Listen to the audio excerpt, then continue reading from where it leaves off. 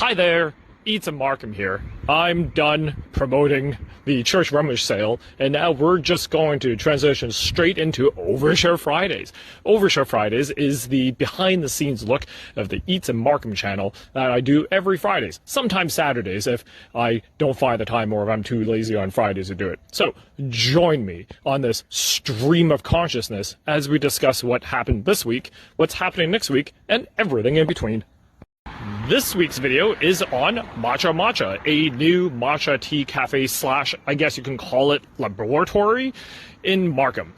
Some of you who have seen my Instagram stories may have followed me on my journey as I tried to give them money in exchange for goods and services and failed to do so the first two times because of a giant lineup that seems to be perpetually there every time I visit. On my third try, I was successful. It was like Friday early afternoon. Wasn't really expecting much of a line, and there wasn't a line on the outside. I walked in and there was a line on the inside. How long did I wait? I waited 25 minutes for my matcha. If you've seen their Google reviews, the reviews are usually of two opinions. Matcha's really good. It's a little high in price, but it's worth it. And 0 stars for the giant lineup waits outside. I 100% concur with that assessment. Now, how is the product? How is a tea, you ask?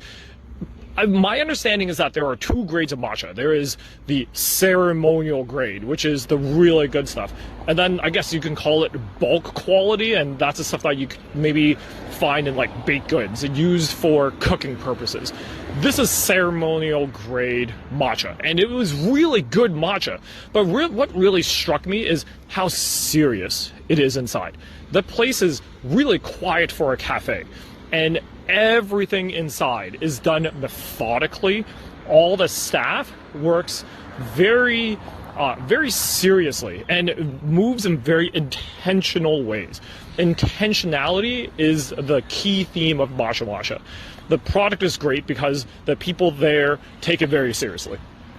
Is it a good product? Hear me out. Given some conditions, I think it's a great product, and I think everybody should try it at least once.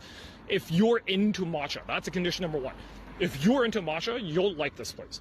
Condition two is that you don't have to wait in line. The first time I went, there was a giant lineup on the outside. I beelined straight to the front and asked the dude there how long he was in line for, and he told me an hour and 20 minutes. In no sane reality would I wait an hour and 20 minutes to get to the door before to get into the inside line to get matcha. It better be like gold embossed matcha, like gold pressed platinum matcha. No, absolutely not. I don't think there are many products in this world that I would wait an hour and 20 minutes on. Last time I heard something crazy like this was like in the late 2000s, early 2010s, when people were lining up for the iPhones. Okay, stats time, and this is interesting because the video that we tossed out for Matcha Matcha came about 3-4 weeks after the content creation day, where they invited a whole bunch of content creators into a soft launch. It was a private event and there were no lineups. You might have seen a whole bunch of videos just came out en masse after that content day. This video that I made was, of course, a real experience. Came out 4 weeks after that. So the hype is well over. And as expected, the view count is non-hyped. It's quite average. We're around like 15K after about 24 hours, which is a respectable but average number. And we're also seeing shares higher than likes, which does validate our hypothesis that shares obviously drive views. I'm now going to transition from matcha to insider baseball vis-a-vis Instagram recommendations engine. One of the things that Instagrammers have been told for the last year is if we want views, if we want eyeballs on our content, very important to click that recommend to Facebook button. And what that does is that it would syndicate your content, your Reels content, into Facebook. That's because no one does content for Facebook, and Meta knows this. So the way they can get video content on Facebook is to just shove a Instagram widget onto Facebook and put Instagram Reels on there. Well, this week, the recommend to Facebook button broke. It just disappeared. I thought it was just me, but apparently no. This is a thing that is affecting a lot of people. I was experimenting with Meta accounts and I thought I broke it myself. No, this is much more widespread. So if you are an Instagrammer, if you are in Instagram content creation, it's not just you, it is a lot of people. Apparently they're experimenting with how recommend to Facebook function works, and it still works for some people, but not all. And eventually, apparently, it might come back to all creators. If you are in the same boat as I am, don't fret. Don't go out and create a Facebook account for it.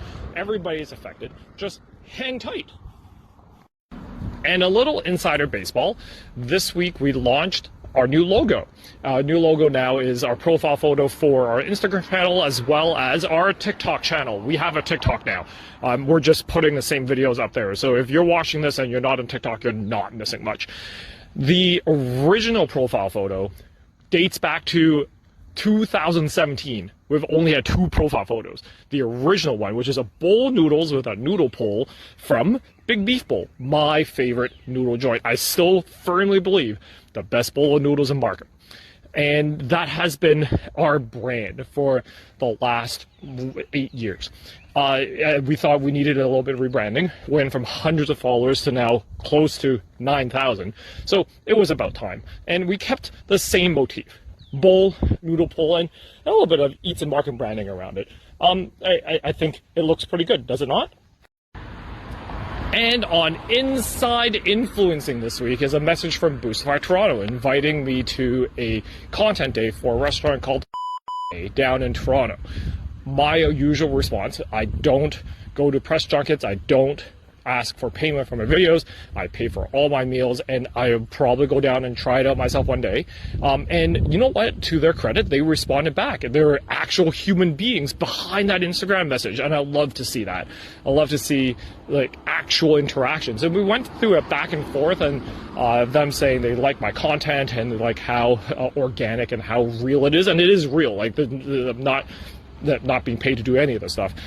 Mistakes are made all the time, and half the time my screen is smudged with hand grease. So it was just a really good interaction. So thank you, Boostify. I appreciate the invite.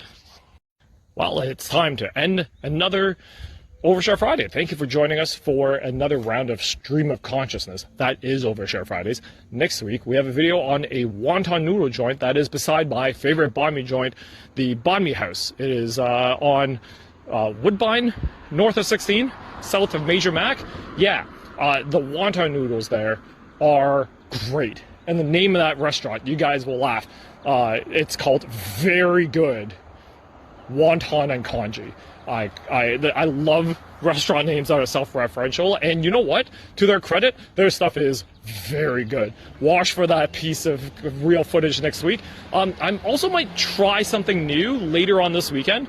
It is it's going to be a very short take. I think I'm going to call it "Eat This One Thing in Markham." You might see it this weekend. Thanks, everybody. Have a great weekend. Bye for now.